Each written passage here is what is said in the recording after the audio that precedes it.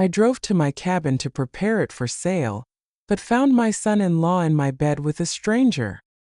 He laughed and told me my daughter was too weak to leave him. He thought I was just a grieving widow who needed money. He forgot that before I retired, I spent 30 years catching men exactly like him. Oh. Hello everyone, I am Mary. In my 60 years on this earth, I have seen families torn apart by secrets.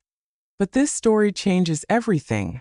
The gravel crunched under the tires of my old station wagon, like the sound of bones breaking. It was a crisp afternoon in late October, and the drive up to Lake Lure was usually a journey that brought peace to my soul, but today it felt like a funeral procession. I gripped the steering wheel so tightly that my knuckles turned the color of old parchment. The trees on either side of the narrow road were burning with the colors of autumn. They were vibrant shades of russet and gold and burnt orange, but to me they just looked like they were dying. I was on my way to the cabin to meet a real estate agent named Sarah, who had promised me she could get a quick sale. The thought of selling this place made a heavy stone settle in the pit of my stomach. This cabin was not just wood and stone. It was the place where my husband Frank and I had planned to grow old together before the heart attack took him 3 years ago. It was the place where my daughter Claire had learned to swim, and where she had told us she was engaged to Richard. But memories do not pay the property taxes, and they certainly do not pay the mounting legal bills from Frank's estate, which was still in a chaotic mess of probate. I turned the final corner around the dense thicket of pine trees that shielded the driveway from the main road. My heart was hammering a slow and painful rhythm against my ribs. I expected to see the empty gravel patch where I usually parked, or perhaps the realtor's sedan if she had arrived early. Instead, I saw a flash of black metal, glinting in the dappled sunlight. It was tucked away aggressively behind the old woodshed, as if it were trying to hide itself from the world. I slammed on the brakes, and the car skidded to a halt in the dirt. Dust billowed up around the windows. I sat there for a moment staring through the windshield. My mind tried to make sense of what I was seeing. It was a Range Rover. It was sleek and polished, and looked completely out of place against the rustic backdrop of the log cabin. It looked like a predator lying in wait. I knew that car. I knew the license plate. It belonged to my son-in-law Richard. My mind began to race with the frantic logic of a mother trying to protect her child from a hard truth. Maybe he was here to fix the leak in the roof I had mentioned last week. Maybe he wanted to surprise me and help with the sale. But Richard did not do surprises unless they benefited him, and he certainly did not do manual labor. He was a man who paid other people to sweat for him, and he was supposed to be in Atlanta for a conference. He had told Claire he would be gone until Sunday.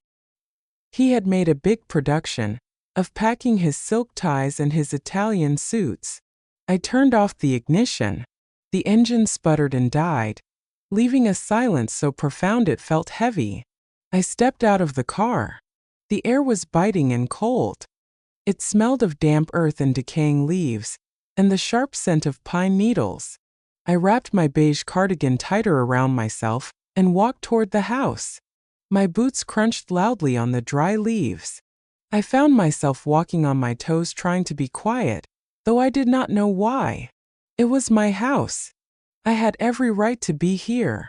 But the instinct that had served me well for 30 years as a forensic accountant was prickling at the back of my neck. It was the feeling I used to get when I looked at a ledger that was perfectly balanced on the surface but rotting underneath. Something was wrong. The geometry of the situation did not add up. I reached the front porch. The wooden steps were weathered and gray. I reached into my purse for my keys, but then I saw the front door. It was unlocked. It was not just unlocked, it was slightly ajar. A sliver of darkness was visible between the door and the frame. Richard was careless. He was arrogant. He moved through the world assuming that doors would lock themselves behind him, and that messes would clean themselves up. I pushed the door open. The hinges groaned a low complaint that echoed through the quiet house. I stepped into the living room. It was dim inside, with the curtains drawn against the afternoon sun. Dust motes danced in the shafts of light that managed to break through. The air inside the cabin usually smelled of cedar and old books.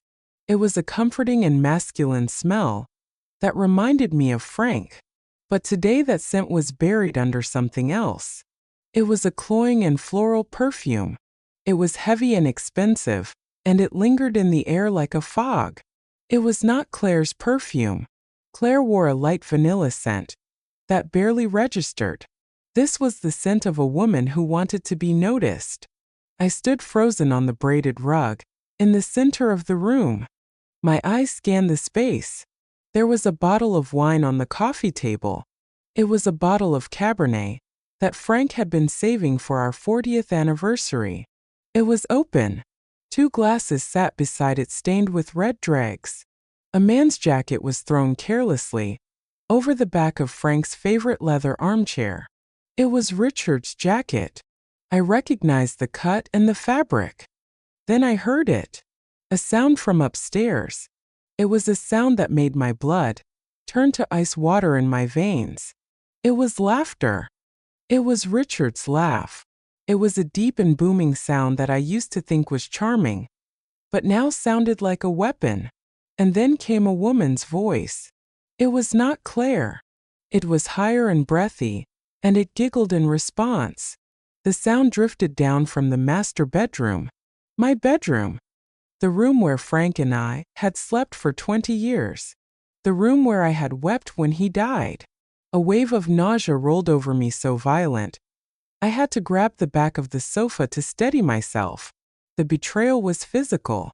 It felt like a punch to the gut. I wanted to run.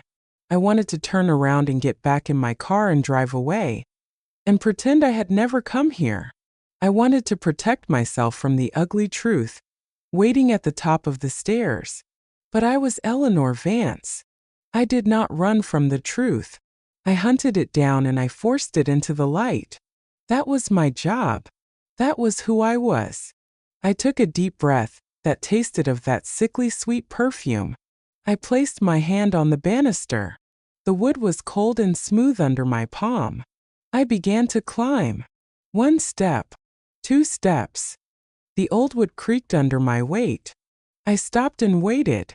The laughter continued. They were so absorbed in their own pleasure that they did not hear the house warning them. They did not hear the judgment coming for them. I reached the landing. The door to the master bedroom was wide open. The afternoon light was streaming in from the large window that overlooked the lake.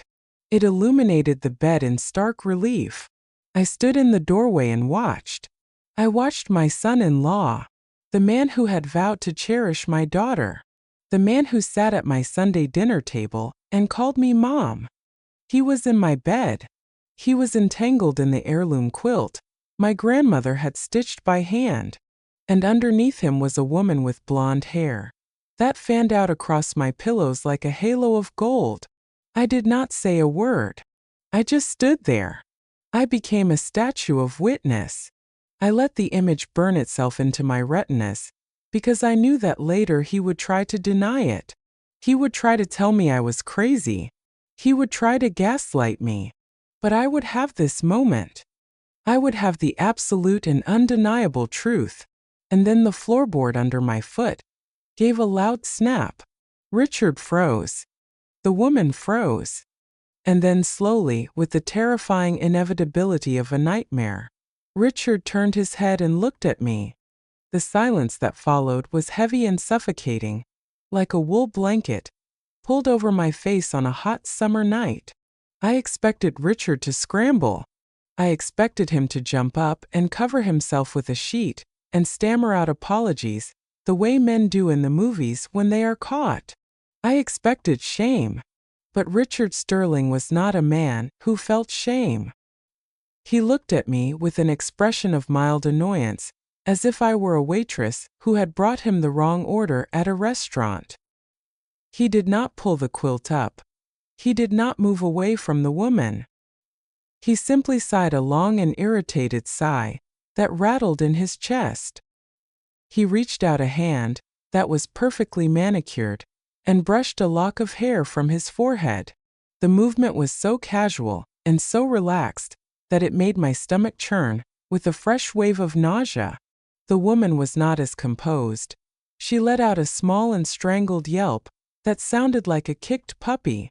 She scrambled backward against the headboard and pulled the sheet up to her chin. Her eyes were wide and terrified. She looked from Richard to me and back again. She was young. She could not have been more than 25. Her skin was smooth and unblemished, and she wore a look of naive panic that told me she had believed whatever lies Richard had fed her. She probably thought he was separated. She probably thought he was the victim of a loveless marriage. I looked at her, and I did not feel anger toward her. I felt pity. She was just another asset in Richard's portfolio. She was something to be acquired and used and discarded when her value depreciated. Richard finally sat up. He swung his legs over the side of the bed. He was naked, but he moved with an arrogance that made clothes unnecessary. He reached for his silk boxers on the floor and pulled them on slowly. He stood up and walked to the window. He looked out at the lake with his hands on his hips. He turned his back to me. It was a deliberate gesture of disrespect. He was telling me that I did not matter. He was telling me that my presence in my own home was irrelevant to him. "You should learn to knock, Eleanor," he said. His voice was calm. It was smooth and deep, and lacked even a tremor of guilt. "It is common courtesy." Courtesy, I repeated. The word tasted like ash in my mouth. My voice was steady, but it sounded distant to my own ears. "You are in my bed, Richard. You are in the bed where I slept with my husband for 40 years. You are defiling my home with your mistress, and you want to talk to me about courtesy." Richard turned around. He picked up his shirt from the floor and began to button it. His fingers were steady. "This is hardly a home, Eleanor. It is a drafty cabin in the middle of nowhere that smells like mothballs and dead mice. And honestly, you should be thanking me. I came up here to check on the place, since you have been so overwhelmed with Frank's debts. I was doing you a favor by bringing a woman here," I asked. I took a step into the room. The floorboards groaned under my boots. "Does Claire know about this favor? Does my daughter know that while she is at home, waiting for you to return from a business trip, you are up here playing house with a child?" The woman in the bed flinched at the word child. She started to gather her clothes. She looked like she wanted to disappear into the drywall. "I think I should go," she whispered. Her voice was trembling. "Stay where you are," Richard snapped. He did not even look at her. His eyes were fixed on me. They were cold and hard like blue glass. "Claire knows exactly what she needs to know, Eleanor. We have an understanding. She knows that I have needs that a neurotic housewife cannot fulfill. She knows that I work 80 hours a week to provide her with that house and that car, and those ridiculous organic groceries she buys. She is happy to look the other way, as long as the credit cards keep working." The lie was so bold and so monstrous that it took my breath away. I knew my daughter. I knew Claire. She was anxious, yes. She was fragile, yes. But she was not a woman who would trade her dignity for a credit limit. She loved Richard. She worshipped him. She believed every word he said. He had spent 10 years systematically breaking down her confidence until she believed she was lucky just to be in his shadow. He had convinced her she was weak so that he could be strong. And now he was standing here telling me that she was complicit in her own humiliation. "You are a liar," I said. "Claire loves you. She trusts you. And you are breaking her heart." Richard laughed. It was a dry and humorless sound. He tucked his shirt into his trousers. He walked over to the dresser and picked up his watch. It was a Rolex that cost more than my car. He strapped it onto his wrist and checked the time. Claire is a child, Eleanor. She needs to be protected from the real world. If I told her the truth, it would break her. So I don't tell her. And neither will you. He walked toward me. He stopped just inches away. He loomed over me. He smelled of sweat and expensive cologne and arrogance. He looked down at me with a sneer that twisted his handsome face into something ugly. You won't say a word to her, he said softly, because you are a smart woman. You know that if you tell her, she will leave me, and if she leaves me, she loses everything. The house, the money, the lifestyle. And what will she have then? She will have you. A widow drowning in debt, who is about to lose her own home. Can you support her, Eleanor? Can you pay for her therapy and her medication and her whole life? I don't think so. I saw the foreclosure notices on Frank's desk before he died. I know you are broke. The words hit me like physical blows. He knew. He had been digging through our finances. He had been waiting for us to fail. He was using my poverty as a weapon to silence me. He was holding my daughter hostage with his checkbook. I looked into his eyes and I saw the darkness there. It was the darkness of a man who viewed people as numbers on a spreadsheet. He did not see a mother protecting her child. He saw a liability to be managed. You think money gives you the right to destroy people, I said. My voice was quiet now, it was dangerous.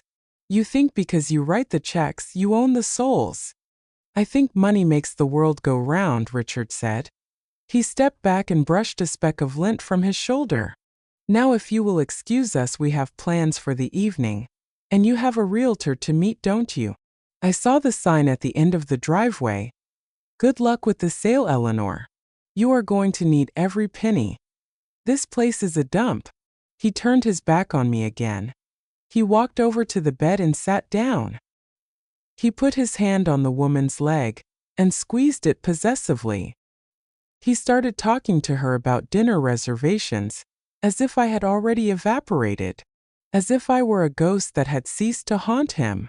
I stood there for a moment longer. My hands were shaking, not from fear but from a rage that was so hot it felt like it was burning a hole in my chest. I wanted to scream.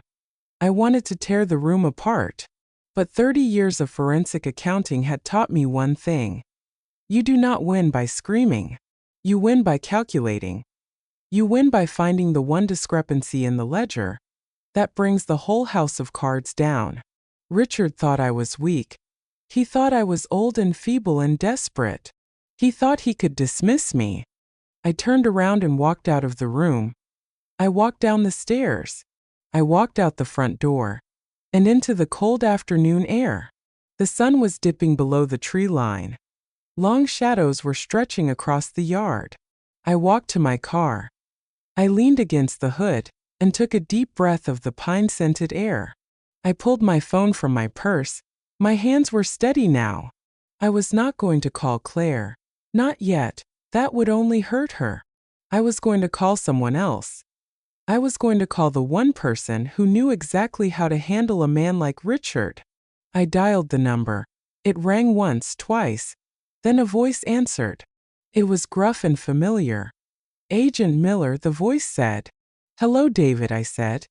It is Eleanor Vance. I have a job for you. And I think you are going to enjoy this one. The suburban street in Charlotte was lined with oak trees that had been planted at perfectly equal intervals. The lawns were manicured to a shade of green that did not exist in nature, and the mailboxes were all made of matching brick. I pulled my station wagon into the driveway of the house that Richard had bought 3 years ago. It was a massive structure of white brick and black shutters that looked less like a home and more like a mausoleum for the living. The engine ticked as it cooled. I sat there for a moment and watched the front door. I was gripping my purse so tightly that the leather handle was leaving a red mark on my palm. I had not slept in 2 days. The image of my son-in-law in my bed was burned into my mind like a brand. Every time I closed my eyes, I saw his sneer. Every time I drifted off, I heard his laughter. But I could not show that anger to Claire. I had to be calm. I had to be the mother she remembered, and not the avenging angel I had become. I walked up the stone path to the front door. The brass knocker was polished to a mirror shine. I lifted it and let it fall. The sound was sharp and authoritative. I waited. The silence of the neighborhood was oppressive. There were no children playing. There were no dogs barking. It was a silence that cost money. A few moments later the heavy door swung open. Claire stood there. My daughter looked like a ghost of the girl I had raised. She was wearing a gray cashmere sweater that swallowed her small frame, and her blonde hair was pulled back into a tight bun that pulled at the skin of her temples. Her eyes were rimmed with red, and there were dark circles underneath them that makeup could not hide. She looked at me and forced a smile that looked painful. It was the smile of a woman who was trying to convince the world that she was fine, while she was drowning. We went into the kitchen. It was a cavernous room filled with stainless steel appliances that looked like they had never been used. The countertops were white marble that felt cold to the touch. The air smelled of bleach and lemon cleaner. It was sterile. It was perfect. It was terrifying. Claire busied herself with the kettle. Her hands were shaking as she reached for the porcelain mugs. I watched her. I watched the way she flinched when the ice maker in the refrigerator dropped a cube. I watched the way she kept glancing at the digital clock on the oven, as if she were on a schedule that I did not know about. She was terrified. She was walking on eggshells in her own home. We sat at the island. The tea was hot and bitter. I wrapped my hands around the mug to warm them. Claire looked at me with those big anxious eyes. She asked me about the cabin. She asked me if the realtor was hopeful. She repeated the lines that Richard had fed her. She told me that the market was soft. She told me that I should be prepared to take a loss. It broke my heart to hear his words coming out of her mouth. He had hollowed her out and filled her with his own script. I lied to her. I told her the meeting went well. I told her I was hopeful. I did not tell her that her husband was currently screwing his secretary in the master bedroom of that cabin. I did not tell her that I had called an old friend at the FBI. I needed her to be safe. I needed her to be ignorant for just a little while longer. Then the phone rang. It was the landline on the wall. A heavy black phone that looked like it belonged in an office. Claire jumped. Her tea splashed over the rim of her mug and stained the white marble. She stared at the phone as if it were a bomb. She did not answer it. She let it ring. 1 ring, 2 rings, 3 rings. Her breathing hitched. She looked at me with panic. She whispered that she was not allowed to answer the business line. She said Richard got angry if she interrupted his calls. But Richard was supposed to be in Atlanta. Richard was supposed to be at a conference. If he was in Atlanta, why was she afraid of the phone ringing in her own kitchen? The answering machine clicked on. Richard's voice filled the room. It was a recording. It was smooth and professional. Then the caller left a message. It was a woman's voice. It was sharp and professional and urgent. She said she was calling from the credit card company. She said there was a flag on the account.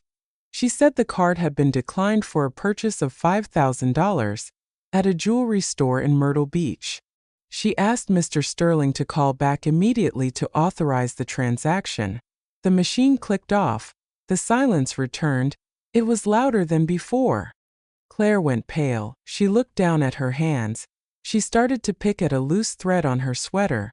She tried to laugh, but it came out as a sob. She told me it must be a mistake. She told me Richard was in Atlanta. She said he would never buy jewelry in Myrtle Beach. She said the bank made errors all the time. She was lying to herself. I could see the wheels turning in her head. She was trying to make the pieces fit into the picture Richard had painted for her. But the pieces were jagged and they were cutting her. I reached out and covered her hand with mine. Her skin was ice cold. I asked her about their finances. I asked her simply and directly. I asked her if she had access to the accounts. Claire pulled her hand away. She stood up and walked to the sink. She turned her back to me. She told me that Richard handled the money. She said he was a finance professional. She said she was not good with numbers. She said he gave her an allowance for the groceries and the house. An allowance. My daughter was a 35-year-old woman with a college degree, and she was living on an allowance like a teenager. I stood up and walked over to her. I turned her around to face me. Tears were streaming down her face now. She looked exhausted. She looked beaten. She told me that she had to ask him for money to buy a winter coat last week. She told me he had made her show him the old one to prove it was worn out. She told me he checked the grocery receipts and circled items he thought were unnecessary. He was not just controlling the money. He was controlling her existence. He was making her beg for her life. Then she said something that made my blood run cold. She lowered her voice to a whisper. She looked toward the door of Richard's home office, as if he might be listening even though he was hundreds of miles away. She told me that she was worried about me. She told me that Richard had said my situation was dire. She said he had told her that Frank had left me with nothing but gambling debts. She said Richard had told her he was paying my mortgage to keep me from being homeless. I stared at her. My Frank never gambled a day in his life. Frank was the most prudent man I had ever known. He had left me a pension and a modest savings account in the cabin. I was not rich, but I was certainly not destitute, and Richard had never paid a dime of my mortgage. He was lying to her to isolate me. He was painting me as a burden so that Claire would feel guilty. He was building a wall between us with bricks made of lies.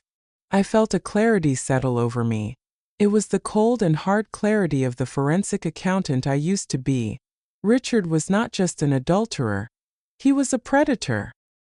He was systematically dismantling the women in his life to feed his own ego and his own wallet. And if he was spending $5,000 on jewelry in Myrtle Beach, while claiming to pay my mortgage, he was clearly moving money around. He was shuffling funds. He was hiding assets. I looked at the closed door of his office. It was locked. Claire told me he kept the key on his chain. She said no one was allowed in there. She said it was for client confidentiality. I nodded. I told her I understood. I told her I needed to use the restroom. I walked into the hallway. I waited until I heard the water running in the kitchen, as Claire washed the mugs. Then I walked to the office door. I reached into my hair and pulled out a bobby pin.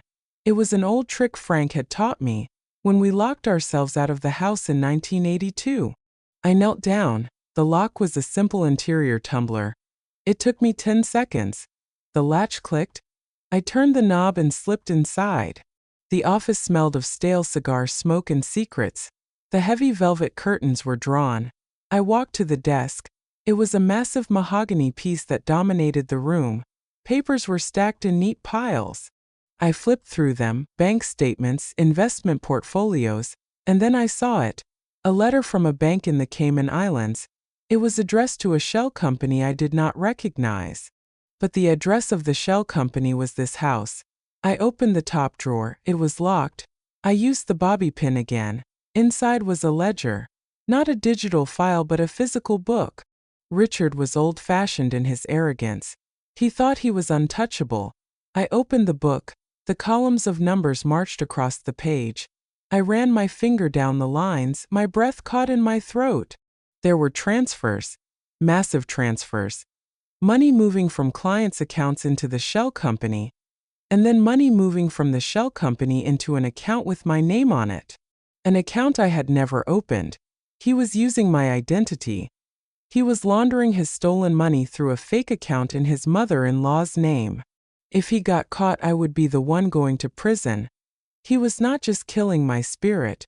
He was framing me for his crimes. My hands moved with the mechanical precision of a bomb disposal technician. I pulled my smartphone from the pocket of my cardigan and hovered it over the open ledger. The camera lens focused on the rows of neatly handwritten figures. Click. I turned the page. Click. I was not just capturing numbers. I was capturing the blueprint of a crime. The column on the left showed deposits from client accounts. Names I recognized from the society pages. Widows and retirees who trusted prestige investments with their life savings.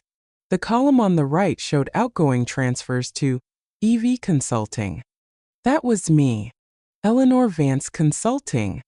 Except I had never consulted for anyone in 10 years. And I certainly didn't have a corporate bank account in the Cayman Islands. Richard was meticulous, I had to give him that. He had created a perfect paper trail. If the SEC or the IRS ever came looking, they wouldn't find a thief named Richard Sterling. They would find a confused elderly woman who had apparently been siphoning millions from her son-in-law's firm. He wasn't just stealing money. He was constructing a narrative where I was the villain and he was the unsuspecting victim. The sheer malice of it made my breath hitch in my throat. He sat at our Thanksgiving table, carved the turkey, toasted my health, and all the while he was signing my name to federal felonies. "Mom, are you in there?" Claire's voice drifted through the heavy oak door. It was tentative, laced with the perpetual anxiety that Richard had installed in her like software. I froze. My heart slammed against my ribs. If she found me in here, she would panic. She would tell Richard. Not because she wanted to betray me, but because she was terrified of keeping secrets from him. He had trained her to confess everything. "Just looking for a tissue, dear," I called out. My voice was steady, the voice of a mother who fixes scraped knees. I thought I left my purse on the chair. I quickly shut the ledger and slid it back into the drawer. I relocked the mechanism with the bobby pin, feeling the tumblers click into place. I smoothed the velvet curtains where I had brushed against them. I checked the rug for footprints. Then I opened the door. Claire was standing in the hallway, holding a dish rag like a security blanket. She looked small and lost in the sprawling house. "I think I'm going to go, sweetheart," I said, walking past her and pulling her into a hug. She felt frail in my arms like a bird made of hollow bones. "You try to rest. Don't worry about the credit card call. These banks make mistakes all the time." "I hope so," she whispered into my shoulder. "Richard gets so angry when there are complications." "Richard will be fine," I said, pulling back and looking her in the eye. "Everything is going to be fine. I promise." I drove home in a daze of cold fury. My own house, a modest brick bungalow that Frank and I had bought in '75, felt different when I walked inside. It felt vulnerable. Richard had been here. He had sat on my sofa. He had drunk my coffee. He had assessed the value of my paintings and my silver. He had looked at my life and seen only assets to be liquidated, and a patsy to be framed. 2 days later, the wolf came to the door. I saw the Range Rover pull into my driveway just after lunch. Richard hopped out, looking tan and rested. The lake sun had been good to him. He was wearing a navy blazer and khakis, the uniform of the successful Southern gentleman. He carried a white bakery box in one hand and a thick manila folder in the other. He bounded up the steps with the energy of a man who has nothing to hide. I opened the door before he could knock. I was wearing my old gardening apron and my reading glasses. I made sure to look tired. I made sure my shoulders were slumped. I needed him to see the week-old widow he expected, not the woman who had just decrypted his embezzlement scheme. "Eleanor," he boomed, flashing a smile that showed all of his expensive teeth. "I come bearing gifts. Those eclairs you like from the French bakery on Main." "Oh, Richard," I said, stepping back to let him in. "You shouldn't have. They're so expensive." "Nothing is too good for family," he said, setting the box on my kitchen table. He looked around the room, his eyes scanning the stack of unpaid bills I had deliberately left on the counter. "Besides, we need to celebrate. I have some good news." He sat down and gestured for me to join him. I poured us both coffee from the pot. My hand shook slightly as I handed him his mug. It wasn't an act. It took every ounce of my willpower not to throw the scalding liquid in his face. "What news?" I asked, sitting opposite him. "I know you've been worried about the cabin," he said, leaning forward, his face settling into a mask of deep concern. And I know things have been tight since Frank passed. Claire told me about the accumulating debts. He paused, waiting for me to confirm my destitution. It's been hard, I murmured, looking down at my coffee. Frank handled everything. I don't understand half of these papers. Of course you don't, Richard said soothingly. And you shouldn't have to. That's why I'm here. I made some calls from Atlanta. I have a colleague, a private investor, who is looking for a property exactly like the cabin. He wants a quiet retreat, something off the market. Really, I asked. But the realtor said. Forget the realtor, Richard interrupted, dismissing Sarah with a wave of his hand. Realtors want commissions. They want to drag things out, stage the house, have open houses with strangers tramping through your memories. My contact is willing to make a cash offer. No inspections. No closing costs. A clean break. He opened the manila folder and slid a contract across the table. He's offering $250,000, Richard said. We can close by Friday. I stared at the number. $250,000. The cabin had been appraised at $450,000 just last year. He was trying to steal $200,000 of equity, right from under my nose. And I knew exactly who the investor was. I glanced at the buyer's name on the contract. Apex Ventures LLC. The address was a P.O. box in Georgetown, Grand Cayman. The same address I had seen in his ledger. He wasn't selling it to a friend. He was selling it to himself, using stolen client money at a massive discount. He would then flip it for market value and pocket the difference tax-free. It seems low, I said, hesitating. Frank always said it was worth more. Richard sighed, a sound of infinite patience for a slow child. He reached across the table and covered my hand with his. His skin was warm and dry. It made my flesh crawl. Eleanor, listen to me. The market has crashed. The roof needs $10,000 of work. The foundation has issues. Honestly, this is a generous offer. And think about the tax implications. If you sell on the open market, the capital gains will eat you alive. This deal, it solves all your problems. It wipes out your debt. It secures your future. He squeezed my hand. I'm doing this for you, Mom. I promised Frank I would take care of you. The mention of Frank broke something inside me. It snapped the last tether of my hesitation. He was using a dead man's name to rob his widow. I looked up at him. I let my eyes fill with tears. I let my chin tremble. You're such a good boy, Richard, I whispered. I don't know what I would do without you. Richard smiled. It was a predator's smile, satisfied and smug. He pulled a pen from his inside pocket, a Mont Blanc, naturally, and set it on top of the contract. Just sign here, he said, and I'll handle the rest. I also brought some other papers for you to sign. Just routine power of attorney documents for the estate. It will help me manage these nasty bill collectors for you, so you don't have to worry about a thing. I looked at the stack of papers. The power of attorney was buried at the bottom. If I signed that, he wouldn't just own the cabin. He would have legal control over every asset I had. He could empty my accounts, sell my home, and legally assume my identity for his laundering scheme. I picked up the pen. I held it over the paper. Richard stopped breathing for a second.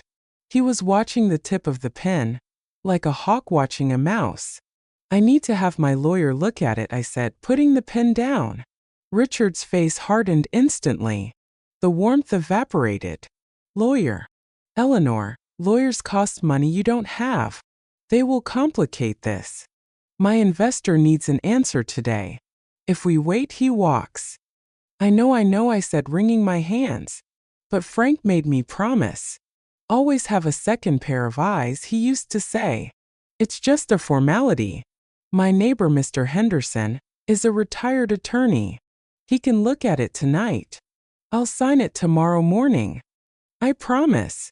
Richard stared at me. He was calculating the risk. Pushing too hard might make me suspicious. Backing off might lose the deal. He decided to pivot back to charm. Of course, he said, though his jaw was tight. Frank was a cautious man. I respect that. But Eleanor, please. Don't let Mr. Henderson confuse you. He's 80 years old. He doesn't understand modern real estate law. Just get his blessing and let's get this done. I will, I said. Thank you, Richard. He stood up, buttoning his blazer. I'll come by tomorrow at 9. Have the papers ready. We'll go to the bank together. I will, I repeated. He walked to the door. I watched him get into his Range Rover. I watched him drive away.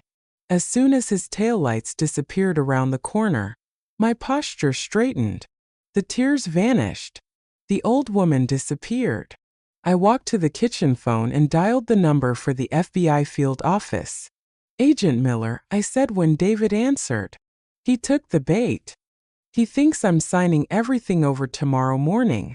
It's time to set the table. The next morning the sky was the color of a bruised plum. It was raining, a hard and cold rain that stripped the last of the autumn leaves from the oak trees in my front yard. I stood at the kitchen window drinking black coffee and watching the water pool on the driveway where Richard's Range Rover had been parked yesterday. My hands were steady. The trembling I had felt in the cabin was gone, replaced by a cold and hard resolve that felt like a stone in my chest. I had dressed carefully for the day. I wore a gray wool skirt and a sensible blouse that made me look like exactly what Richard thought I was, a retired grandmother whose biggest concern was the price of heating oil. I put on my raincoat and grabbed the manila envelope that contained the printouts of the photos I had taken in Richard's office. It felt heavy in my hand. It was not just paper. It was the end of my son-in-law's life as he knew it. I drove to a diner on the outskirts of town, called the Rusty Spoon. It was the kind of place where the waitresses called you honey, and the coffee tasted like it had been brewing since the Eisenhower administration. It was also the kind of place where no one, from Richard's country club world, would ever be caught dead. I parked in the back near the dumpsters and hurried through the rain to the entrance. The bell above the door jingled a cheerful announcement that felt at odds with my grim purpose. The air inside smelled of bacon grease and wet umbrellas and old vinyl. I scanned the booths lining the windows. I saw him immediately. David Miller sat in the back corner, with his back to the wall. He was older than I remembered. His hair was completely white now, and the lines around his eyes were deeper, but he still had the watchful stillness of a wolf waiting for a deer. I slid into the booth opposite him. The red vinyl squeaked under my weight. David did not smile. He looked at me with those pale gray eyes that had seen too much of the worst parts of humanity. He reached across the table and squeezed my hand briefly. His skin was rough and warm. It was the handshake of a man who had been my husband's partner on the force for 15 years, before moving to the FBI's white-collar crimes division. He pushed a mug of coffee toward me. He knew how I took it. Black, no sugar. You look good, Eleanor, he said. His voice was gravel and smoke. But you look tired. I am tired, David, I said. I placed the manila envelope on the table between us. I am tired of being lied to. I am tired of being treated like an idiot. And I am tired of watching my daughter shrink until she is almost invisible.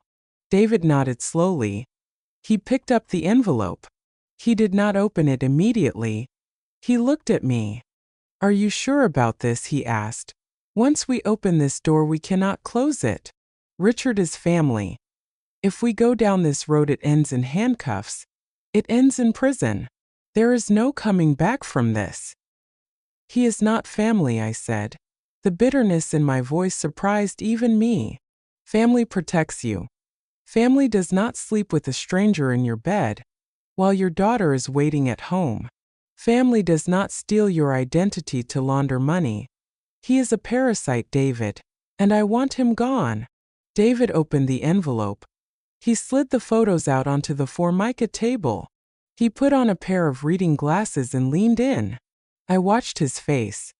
I watched his professional mask slip into place. He was no longer my friend. He was Agent Miller. He scanned the rows of numbers I had photographed from the ledger. He looked at the bank statements from the Cayman Islands. He looked at the transfer documents with my forged signature. He let out a low whistle. "This is sophisticated," he said quietly. He tapped a finger on one of the photos. "He is using a technique called layering. He moves the money through 3 or 4 shell companies before it lands in the account with your name on it. It makes the trail almost impossible to follow, unless you have the key. And this ledger is the key." "He told me he was helping me," I said. I took a sip of the bitter coffee. "He told Claire he was paying my mortgage. He told her I was destitute. He was setting up the narrative so that when the money was found, everyone would believe I was the one stealing it. The poor desperate widow trying to maintain her lifestyle. It fits the profile," David said. He shuffled the photos. "Narcissistic. Arrogant. He thinks he is smarter than everyone else. He probably thinks you are too old to understand what a wire transfer is, let alone how to trace one. But he made a mistake." "What mistake?" I asked. "He got greedy," David said, "and he got sloppy. This account here." He pointed to a transfer of $50,000. "This was used to buy a diamond necklace. I ran the serial number you sent me. It was purchased in his name, not the shell company. His name. That links him directly to the stolen funds. It pierces the corporate veil. So we have him," I said.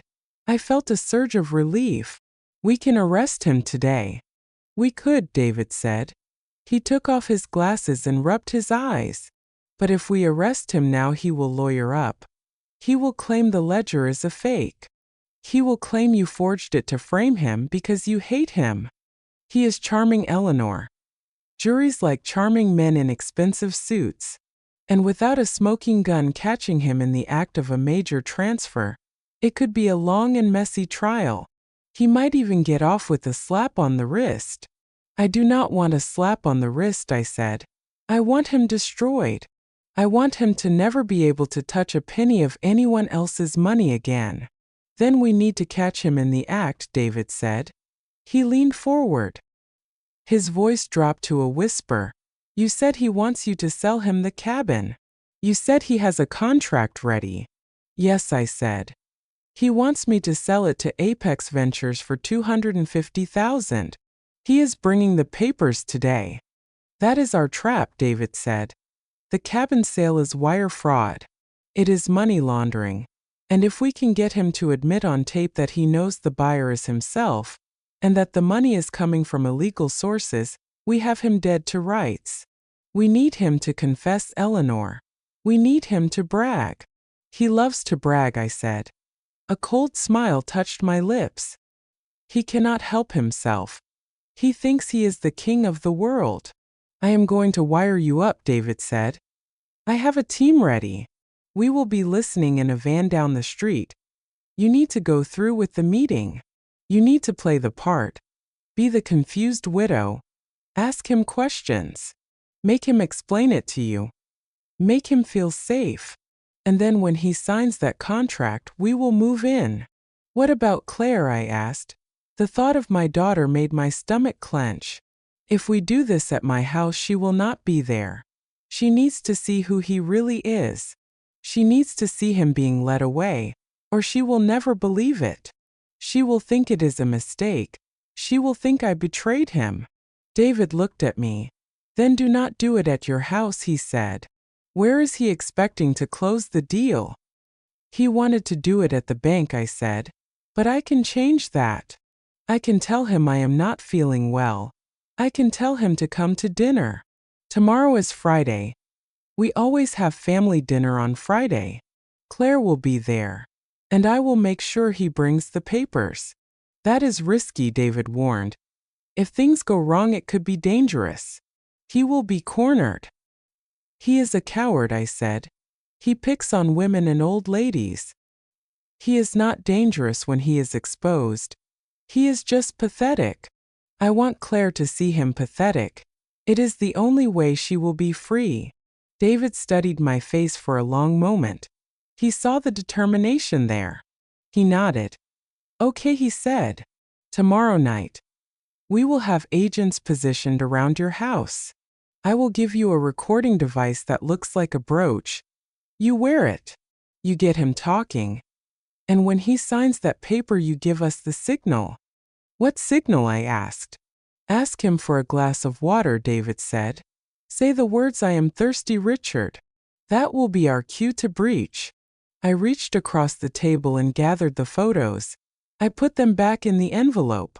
I felt a strange sense of calm. The plan was set. The trap was laid. All I had to do was play the performance of my life. I stood up. I buttoned my raincoat. Thank you, David, I said, for Frank and for Claire. Be careful, Eleanor, David said. He did not stand up. He watched me with worried eyes. He is desperate. He needs this money to cover his tracks. Desperate men do crazy things. I am desperate too, I said. I am a mother fighting for her child. He has no idea what crazy is. I walked out of the diner and into the rain. The water felt cleansing now. I got into my car and checked my reflection in the rearview mirror. I practiced my confused face. I practiced my trembling chin. I looked frail. I looked helpless. I looked exactly like the victim Richard Sterling wanted me to be. I started the engine. It was time to go home and bake a roast. It was time to invite the wolf to dinner. I pulled into my driveway at 10 minutes past 9. The rain was coming down in sheets now, turning the world into a gray smear of water and asphalt. Richard's Range Rover was already there. It was idling near the garage door, with the wipers slapping back and forth in an angry rhythm. He was not inside the car. He was standing on my front porch, pacing back and forth like a caged tiger. He was sheltering under the small overhang, but the wind was whipping the rain onto his expensive loafers. He looked at his watch. He looked at the driveway. He looked at his watch again. When he saw my station wagon turn in, he threw his hands up in a gesture of exaggerated frustration. I took a deep breath. I checked my face in the mirror one last time, to make sure the resolve was hidden behind a mask of exhaustion. I stepped out into the storm. Where have you been? Richard shouted over the sound of the rain. He did not come down the steps to offer me an umbrella. He stood dry and safe while I hurried up the walk. We had an appointment, Eleanor. 9 o'clock, the banker is waiting for us. Do you have any idea how embarrassing it is to keep a man like that waiting? I reached the porch breathless and dripping. I clutched my chest, as if my heart were giving me trouble. It wasn't a complete lie. My heart was pounding, but not from exertion. It was pounding from the adrenaline of the hunt. I looked up at him with wide and apologetic eyes. I let my hand tremble as I fumbled with my house keys. I am so sorry, Richard the First said. My voice was thin and reedy. I had a dizzy spell this morning. I had to go to the pharmacy to pick up my blood pressure medication. I completely lost track of time. You know how I get when my levels are off. I feel like the room is spinning. Richard's face softened slightly, but the irritation remained in the set of his jaw. He hated physical weakness. He saw it as a moral failing, but he needed me compliant, so he forced a tight smile. He took the keys from my hand and unlocked the door himself, pushing it open with an impatient shove. Well, you are here now, he said, ushering me inside. Go get dried off. We can still make it if we leave in 10 minutes. I will call the bank and tell them we were delayed by traffic. He walked straight to the kitchen table, where he had left the papers yesterday. He picked up the contract and tapped it against his palm. He was vibrating with nervous energy. He needed this signature. He needed it desperately. I walked to the hall closet and hung up my wet coat. I took my time. I needed to control the pace of this interaction. If I signed now, the trap would fail. I needed him at the dinner table. I needed the agents listening. I needed Claire to see the wolf unmasked. Richard the First called out from the hallway. I don't think I can go to the bank today. I really don't feel up to it. Richard froze. He turned slowly to face me. The mask slipped for a second, and I saw the pure rage underneath. It was a flash of something feral. What do you mean you don't feel up to it? He asked. His voice was dangerously quiet. Eleanor, this is $250,000. This is your future. You don't just blow off a closing because you feel a little woozy. I am not blowing it off, I said, walking into the kitchen and sinking into a chair. I rubbed my temples. I just want to do this right. I want Claire to be there. Claire, he spat the name out like a curse word. Why on earth do we need Claire? She doesn't understand these things. She will just get emotional and ask stupid questions. This is between you and me. She is my daughter, I said. And Frank always said that major family decisions should be made as a family. I want to do this at dinner tomorrow night. Friday night dinner. We can all sit down together. We can have a nice roast. We can sign the papers in the comfort of the home. I will feel much better then. Richard stared at me. He was calculating. I could see his mind working behind those cold blue eyes.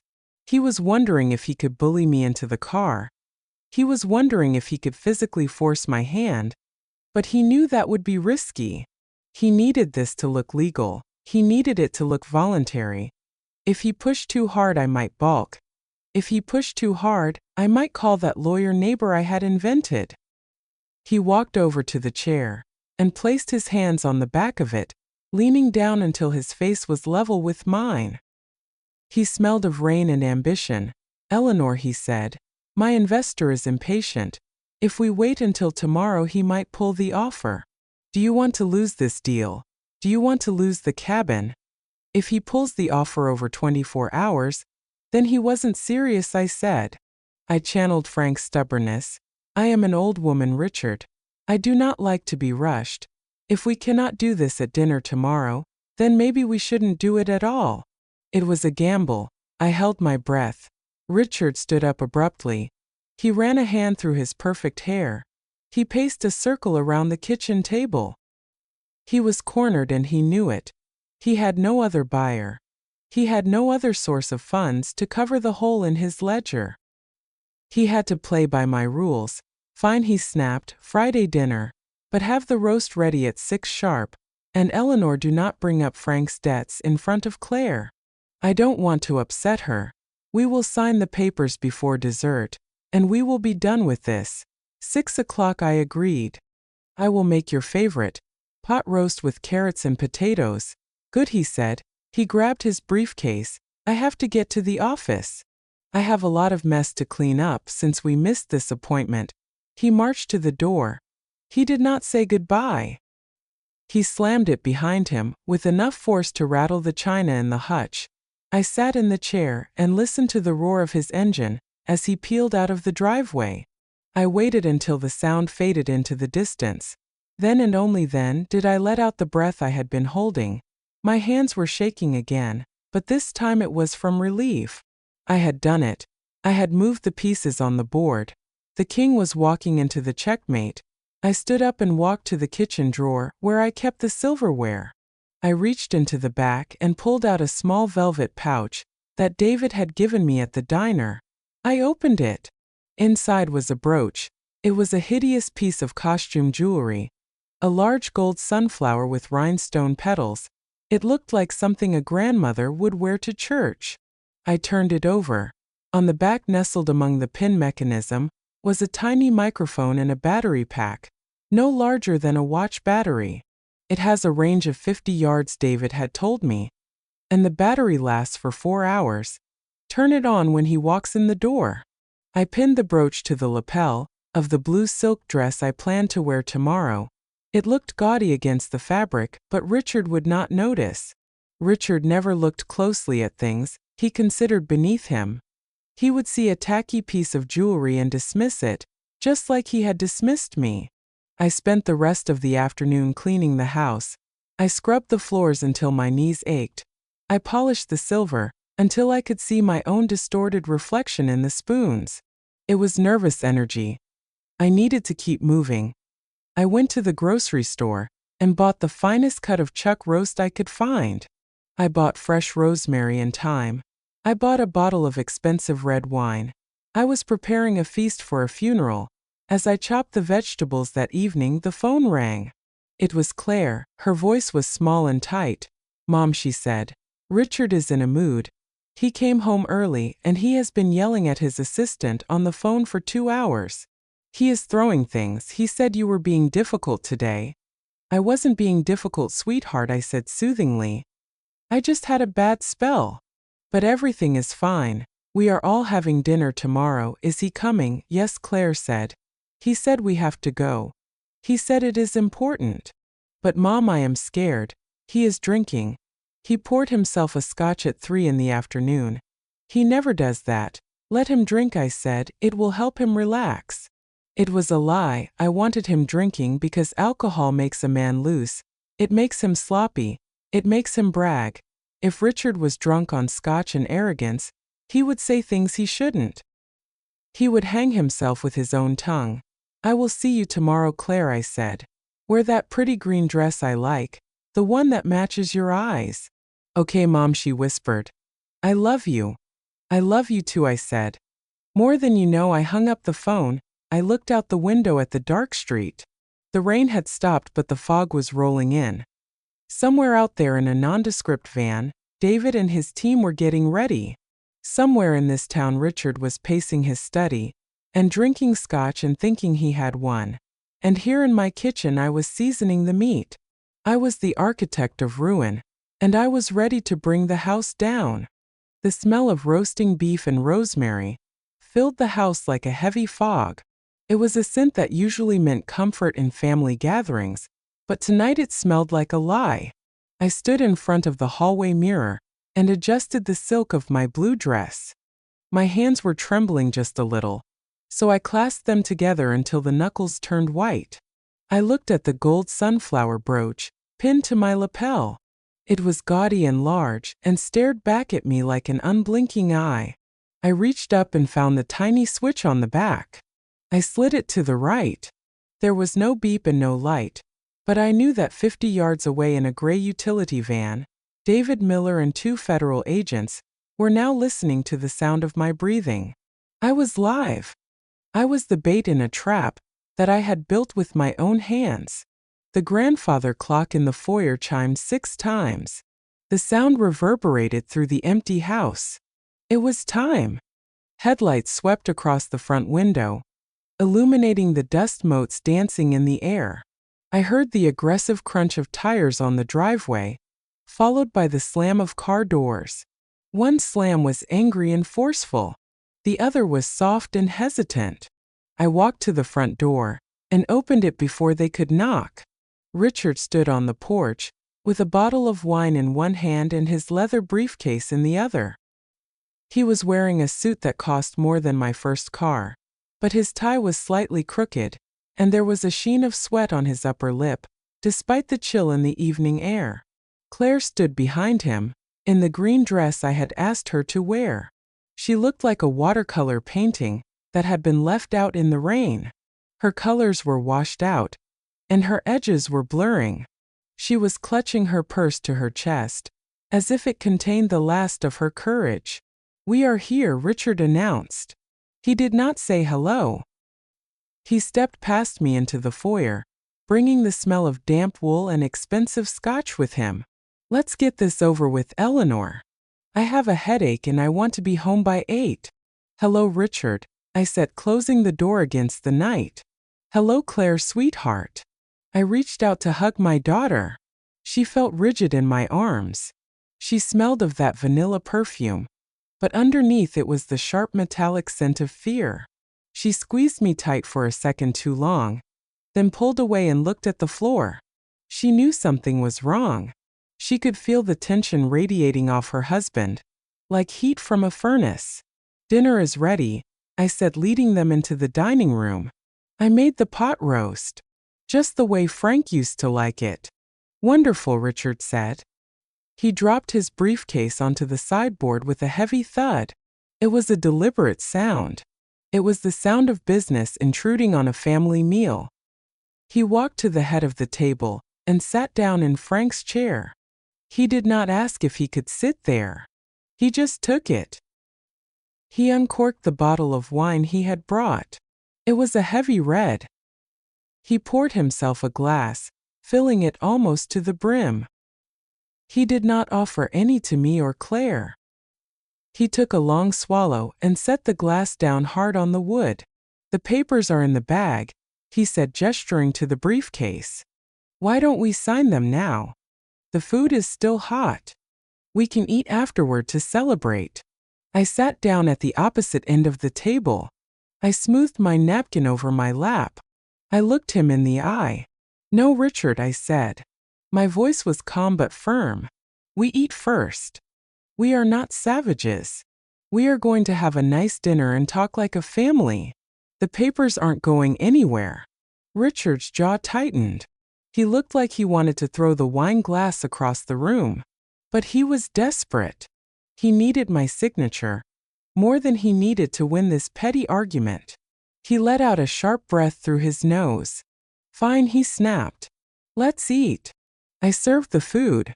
The clinking of the serving spoon against the china was the only sound in the room. The silence was thick and suffocating. Claire picked at her potatoes. She moved them around her plate, constructing little fortresses that she had no intention of eating. Richard ate quickly and aggressively. He cut his meat with forceful sawing motions. He drank his wine and poured another glass. I watched him. I waited. I needed him looser. I needed him arrogant. So I said, breaking the silence, "Tell me about this investor, Richard. This Apex Ventures. I looked them up, but I couldn't find a website. It makes me a little nervous, selling Frank's cabin to a company I don't know." Richard stopped chewing.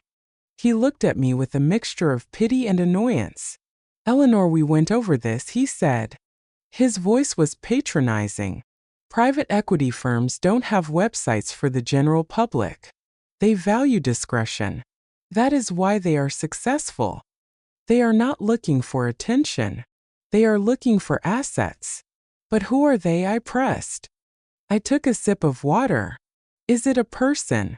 Is it a group? I just want to know who is going to be sleeping in my bedroom." "It is a holding company," Richard said, taking another large gulp of wine. The alcohol was starting to hit him. His cheeks were flushing. "It is owned by a very wealthy individual who trusts me to manage his portfolio. He doesn't care about the cabin, Eleanor. He cares about the land value. He is doing this as a favor to me, because I have made him a lot of money." "He must be very rich," I said innocently, "to pay cash like that. $250,000 is a lot of money to just have lying around." Richard laughed. It was that same booming laugh I had heard in the bedroom of the cabin. "250 is pocket change to men like this," he bragged. He leaned back in Frank's chair. "That is the world I operate in, Eleanor. A world you can't even imagine. I move millions of dollars before breakfast. I structure deals that would make your head spin. This little transaction is nothing. It is a rounding error." "It doesn't feel like nothing to me," I said. "It feels like my entire life savings. And I am worried about the tax man.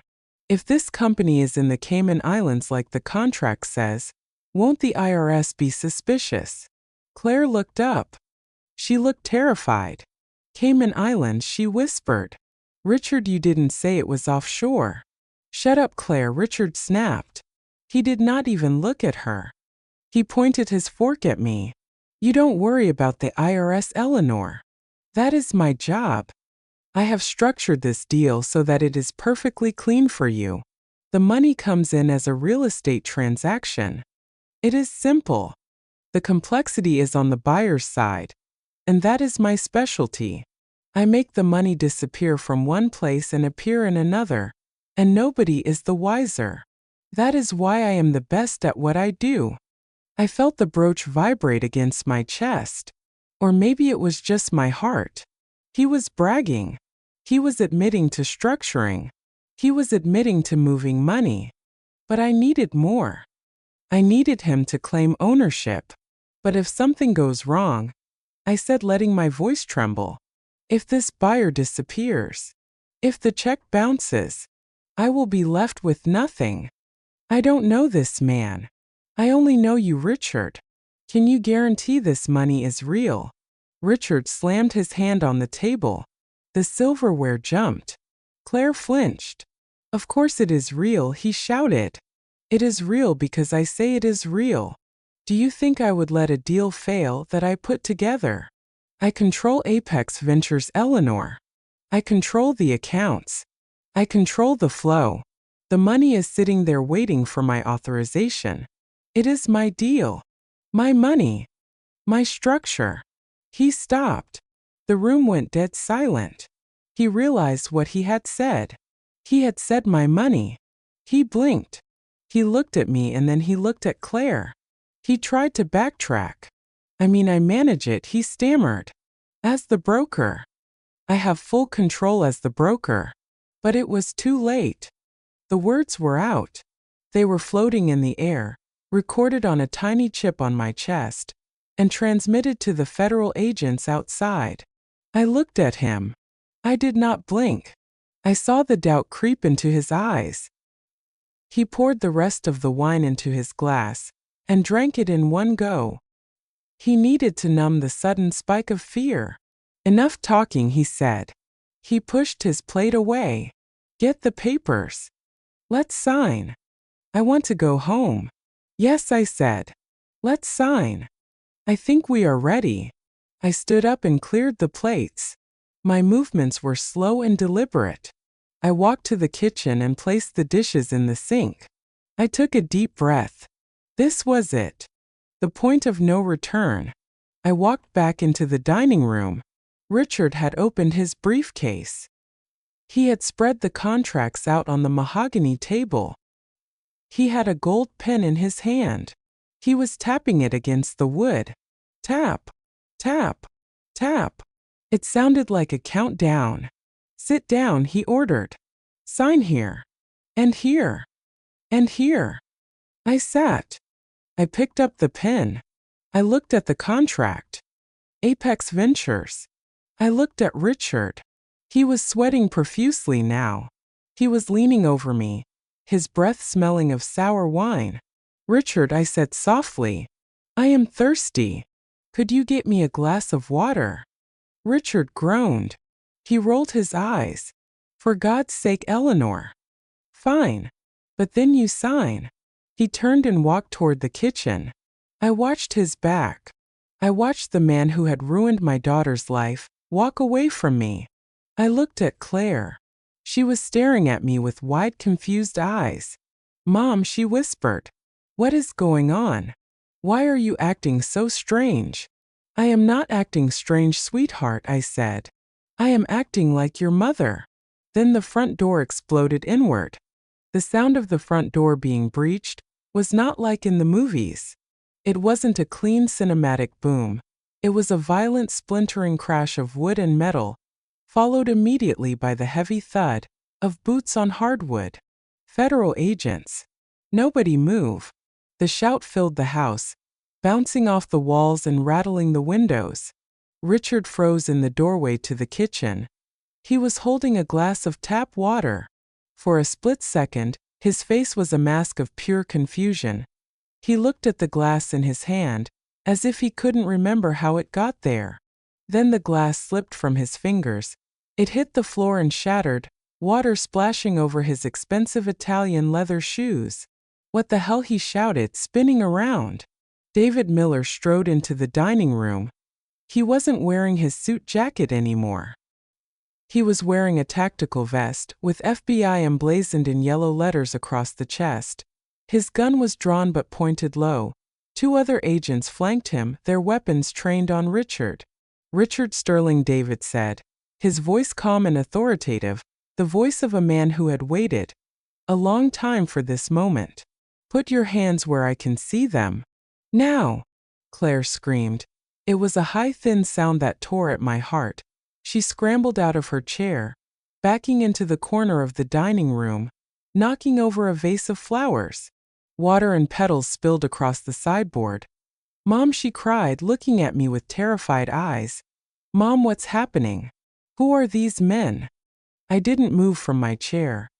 I sat at the head of the table, my hands folded on top of the unsigned contract. I looked at Richard. He was staring at the agents, his face draining of color, until it was the shade of old putty. He looked at the guns, he looked at David, and then he looked at me. The realization hit him like a physical blow. He saw the calmness in my posture. He saw the lack of surprise on my face. He looked at the gaudy sunflower brooch on my dress. His eyes widened. His mouth opened but no sound came out. You, he whispered. The word was barely audible. You be. Hands behind your head, David barked, stepping forward. Do it now. Richard slowly raised his trembling hands. He looked small, without his desk, without his suit jacket, without his arrogance. He was just a thief in a wet dining room. An agent moved in behind him, grabbed his wrists, and snapped the handcuffs on. The metallic click-click was the sweetest sound I had ever heard. It was the sound of a lock closing on a cage. Richard Sterling, you are under arrest for wire fraud, money laundering, and embezzlement, David recited. You have the right to remain silent. This is a mistake, Richard shouted as they spun him around. He was trying to find his voice, trying to find the bluster that had served him so well for so long. Do you know who I am? I am a managing partner at Prestige Investments. This is harassment. Eleanor, tell them. Tell them this is a misunderstanding. He looked at me, his eyes pleading and desperate. He wanted me to be the confused old widow one last time. He wanted me to save him. I stood up slowly. I unpinned the brooch from my dress and set it on the table next to the contract. It is no misunderstanding, Richard, I said, my voice steady. I know exactly who you are. You are the man who stole from your clients.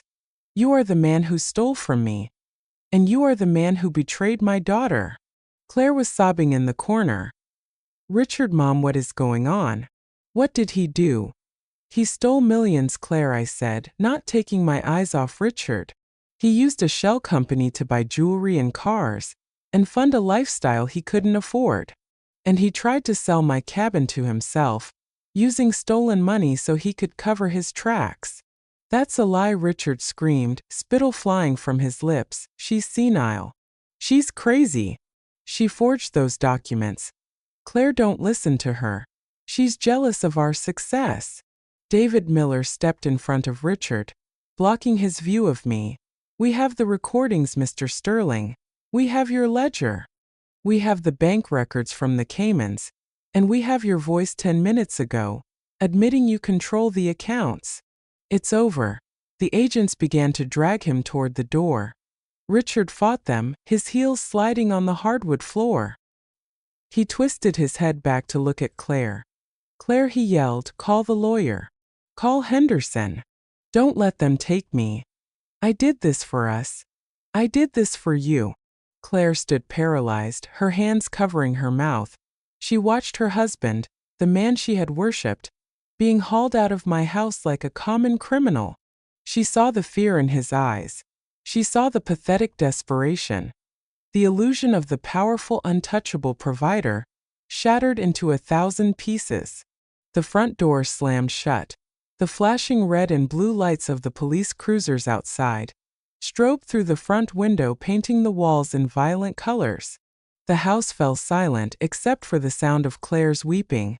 I walked over to her. I wanted to hold her, but she flinched away from me. She looked at me with betrayal in her eyes. You knew, she whispered. You knew all along. You set him up. You invited him here to dinner. To arrest him. I had to, Claire, I said gently. If I had told you, you wouldn't have believed me. He had his claws too deep in you. You needed to see it. You needed to hear him admit it. He's my husband, she sobbed. sliding down the wall until she was sitting on the floor, amidst the spilled flower water. He loves me. He loves himself, I said, kneeling beside her. He was using my name to launder the money, Claire. If he hadn't been stopped tonight, the FBI would have come for me eventually. Or maybe for you. He put your name on the house in Charlotte. He put your name on the accounts. He was setting us up to take the fall. Claire looked up at me. Her mascara was running down her cheeks. My name. Yes, I said. He made you an accomplice without you even knowing. That is not love, sweetheart. That is a human shield. She stared at me, processing the words. I could see the memories flashing behind her eyes, the papers he made her sign without reading, the separate bank accounts, the secrecy. The truth was a bitter pill, but she was swallowing it. He said he was protecting us, she murmured. He was protecting himself, I said. I reached out and brushed a strand of wet hair from her face. But he can't hurt us anymore. It's over. David walked back into the room. He looked at me and nodded. He's in the car, Eleanor. We're taking him to the holding center downtown. We'll need you to come in tomorrow to give a formal statement. I'll be there, I said. David looked at Claire. His expression softened. Mrs. Sterling, I know this is hard, but your mother is right. We found evidence that he was preparing to leave the country. He had a ticket to Belize purchase for next week. One way. Claire's head snapped up. Next week. But our anniversary is next week. He wasn't planning to spend it with you, David said gently. I'm sorry. The final nail in the coffin. The one-way ticket. Claire closed her eyes and let out a long, shuddering breath. When she opened them again, the panic was gone, replaced by a dull, aching emptiness. I need a drink, she said. I helped her up. We walked into the kitchen. I poured her a glass of wine, not the expensive stuff Richard had brought, but a simple white wine from my fridge. She took it with shaking hands. What do I do now, she asked, looking around the kitchen as if she had never seen it before. They're going to take the house, aren't they? The cars. Everything. Probably, I said. It was all bought with stolen money. I have nothing, she whispered. I'm 35 years old and I have nothing. You have me, I said fiercely. You have this house. You have your talent. You were a brilliant landscape architect before he made you quit. You can build a life again. A real life. Not a house of cards. She looked at me. She saw the mother who had cooked a roast while wearing a wire. She saw the strength I had hidden from her. And for the first time in 10 years, she didn't look at me with pity. She looked at me with respect. You took down a wolf, Mom, she said. A small sad smile touching her lips. I didn't do it alone, I said. And neither will you. I walked to the window and watched the last police car pull away. The red taillights faded into the night. Richard Sterling was gone. The nightmare was over. Now the hard work of waking up began. The morning after the arrest, the sun rose over North Carolina with a brightness that felt offensive. It was the kind of cheerful yellow light that belonged in orange juice commercials, and not in the lives of people whose world had just imploded. I sat in the driver's seat of my station wagon, parked outside the Federal Building in downtown Charlotte. The engine was off, but the ticking of the cooling metal sounded like a bomb counting down. Claire was sitting in the passenger seat. She was wearing sunglasses even though the tinted windows blocked most of the glare. She had not slept. I knew this because I had sat in the rocking chair in her bedroom all night, watching her stare at the ceiling. She looked brittle.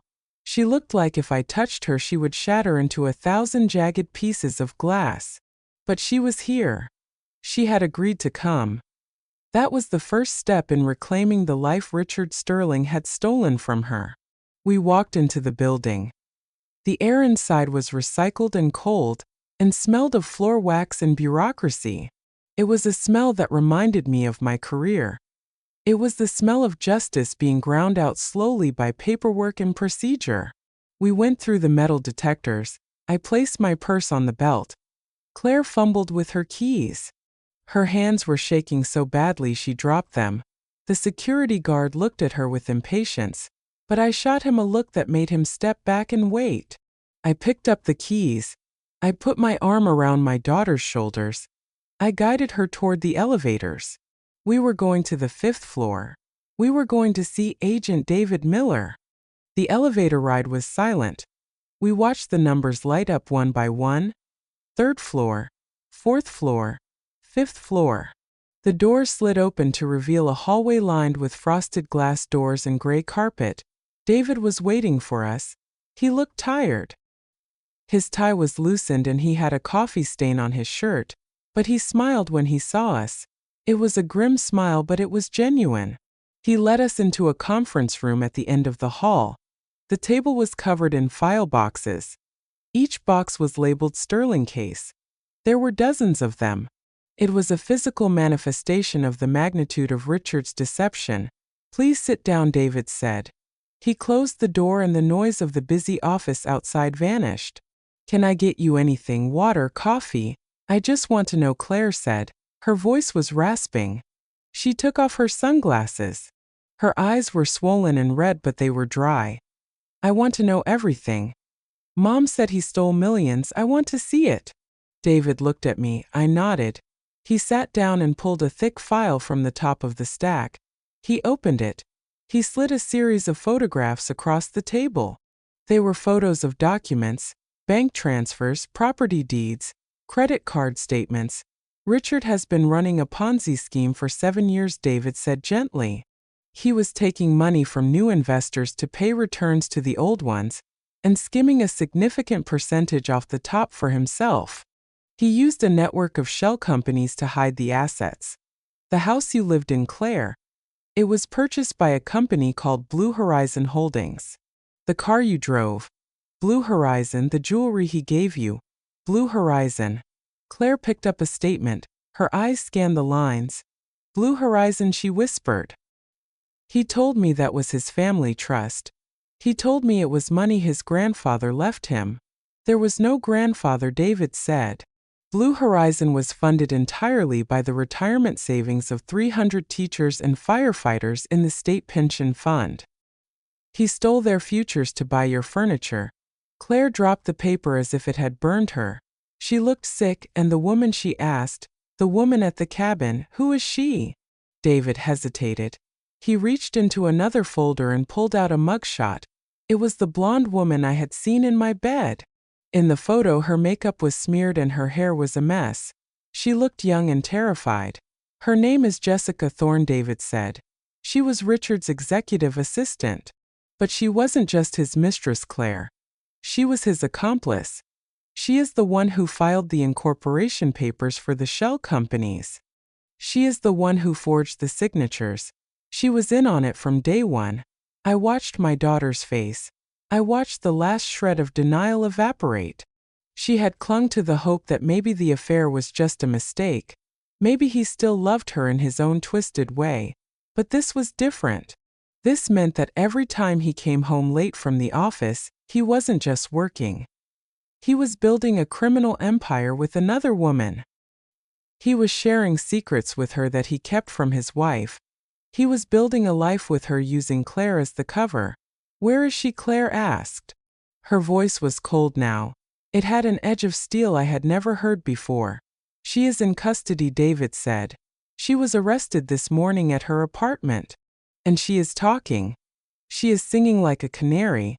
She told us everything in exchange for a plea deal. She told us about the Belize tickets. She told us about the plan to liquidate your assets and leave you with the debt. She told us Richard laughed about how easy it was to fool you." Claire stood up. She walked to the window and looked out at the city below. Her back was straight. Her hands were clenched into fists at her sides. "He laughed," she said. "He laughed at me. He underestimated you," I said. I stayed in my chair. I let her have her anger. She needed it. Anger is a fuel. Sadness is just a weight.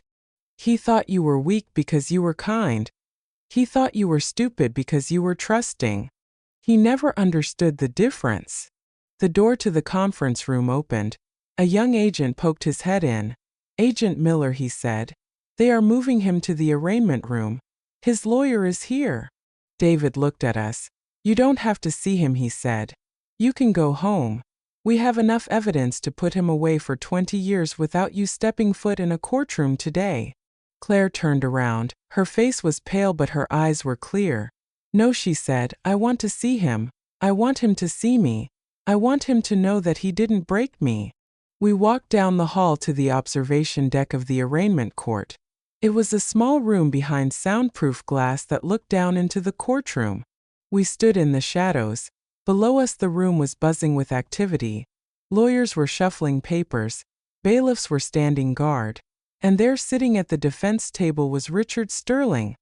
He looked terrible.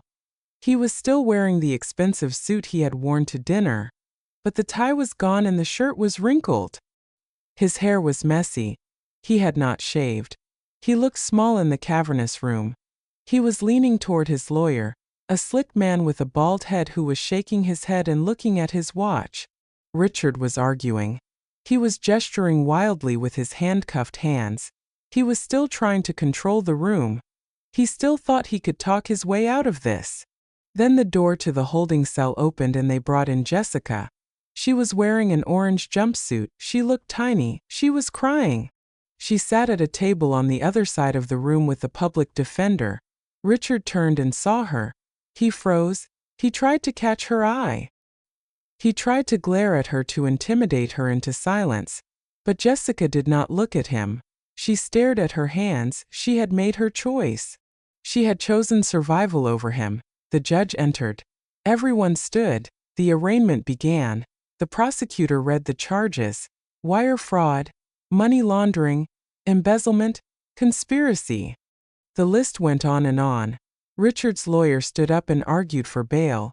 He said Richard was a pillar of the community. He said he was a family man. He said his wife would vouch for his character. The judge looked over his glasses. Is the wife present? He asked. Richard turned around. He scanned the gallery. He scanned the back of the room. He was looking for Claire. He was expecting her to be there sitting in the front row, weeping into a handkerchief ready to mortgage her soul to bail him out. He looked desperate. He looked frantic. Claire stepped forward to the glass. She pressed her hand against it. Richard looked up. He saw her. He saw us standing high above him like Greek gods looking down on a tragedy. His face lit up with hope. He mouthed her name, Claire. He mimed picking up a phone. He wanted her to call someone. He wanted her to fix it. Claire stared down at him. She did not cry. She did not wave. She simply looked at him with the detached curiosity of a scientist looking at a specimen in a jar. She saw him for what he was. A small man in a wrinkled suit who had built a castle out of lies. She leaned into the microphone that connected to the courtroom below. The switch was off, but she spoke the words anyway. I heard them. Goodbye, Richard, she whispered. She turned away from the glass. She picked up her purse. I'm ready to go, Mom, she said. I want to go home. I want to paint the kitchen. I hate that white marble. It's too cold. I looked down at Richard one last time. He was still staring up at the empty window. The hope was draining out of his face, replaced by the crushing realization that he was alone. The judge banged his gavel. Bail denied, remanded to custody. The bailiffs moved in to take him away. I turned and followed my daughter out of the room. We walked back to the elevator. The burden I had been carrying for weeks, the secret knowledge, the fear, the anger, it all began to lift. We stepped out into the bright morning sun. It didn't feel offensive anymore. It felt like a spotlight illuminating the path forward. I'm hungry, Claire said as we got into the car. I haven't eaten since yesterday. Can we get pancakes? Real pancakes. Not the gluten-free ones Richard made me eat. We can get whatever you want, sweetheart, I said, starting the engine. You are a free woman. The diner was crowded with the lunch rush, but the noise felt distant, like the roar of the ocean heard from behind a closed window. We sat in a red vinyl booth, at the back of the Rusty Spoon. It was the same booth where I had met David Miller just days ago, to plan the destruction of Richard Sterling. Now I sat there with my daughter. The waitress placed a stack of pancakes in front of Claire. They were thick and fluffy, and drowning in maple syrup and butter. Steam rose from the plate, carrying the sweet scent of vanilla and comfort. I watched Claire pick up her fork.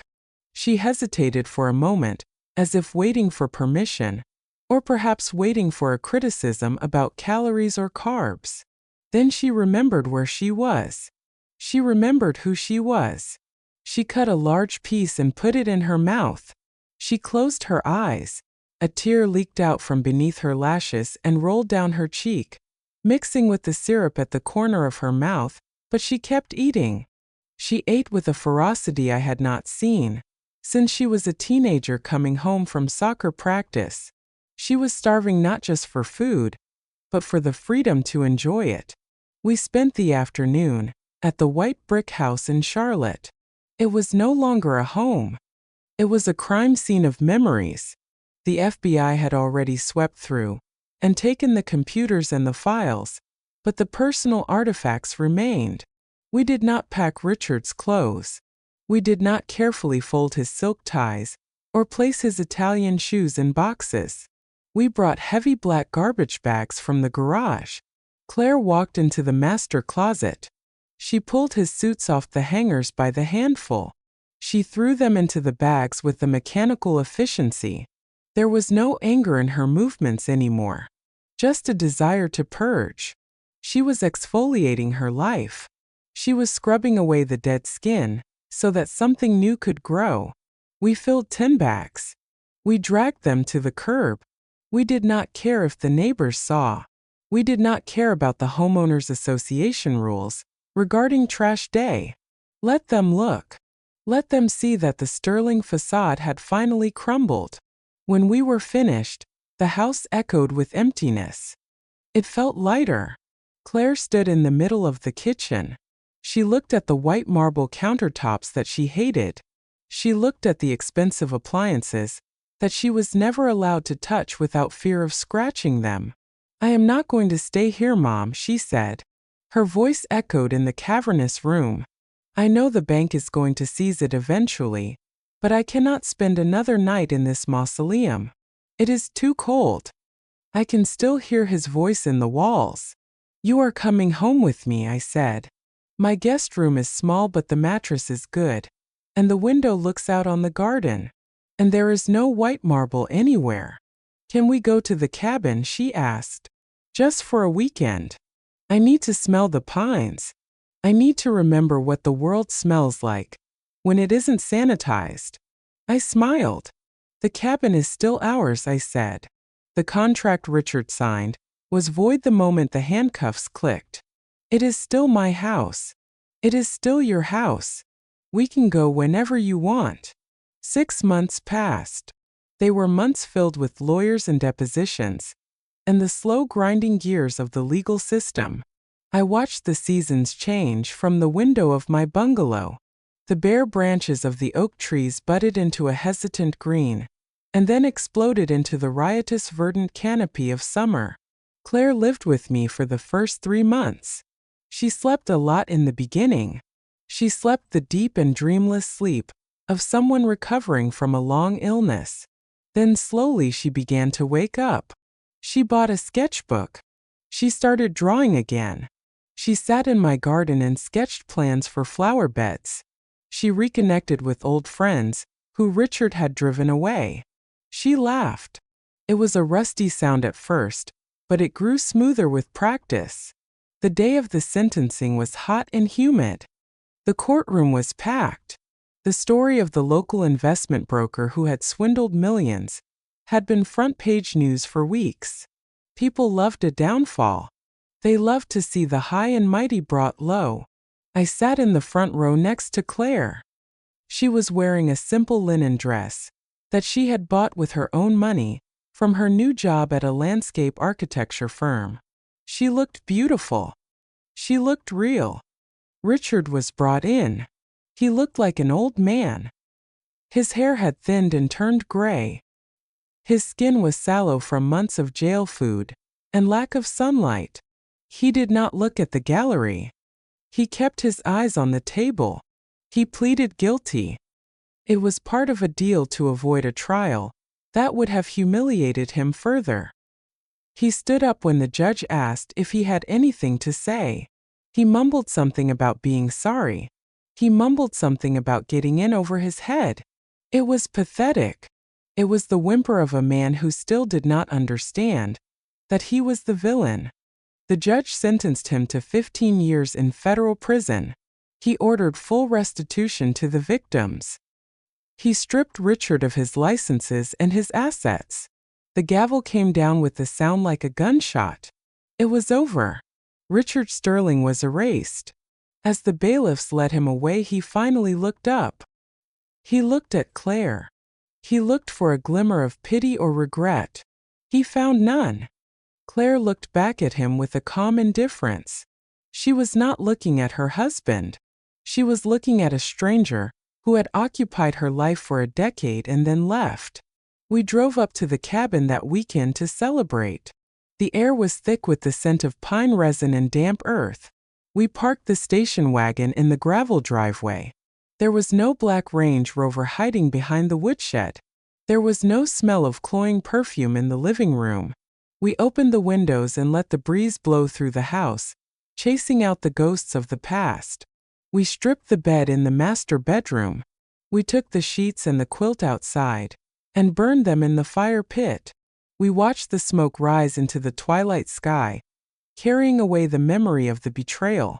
We put fresh linens on the bed, crisp white cotton that smelled of lavender and sunshine. That evening we sat on the porch in rocking chairs, watching the sun set over Lake Lure. The water was a sheet of hammered copper, reflecting the dying light. I held a glass of iced tea in my hand. Claire was sketching in her book. She was designing a garden for the front of the cabin. She wanted to plant hydrangeas and rhododendrons. She wanted to put down roots. "Thank you, Mom," she said without looking up from her drawing. Her charcoal pencil scratched rhythmically against the paper. "You don't have to thank me," I said. "I did what any mother would do."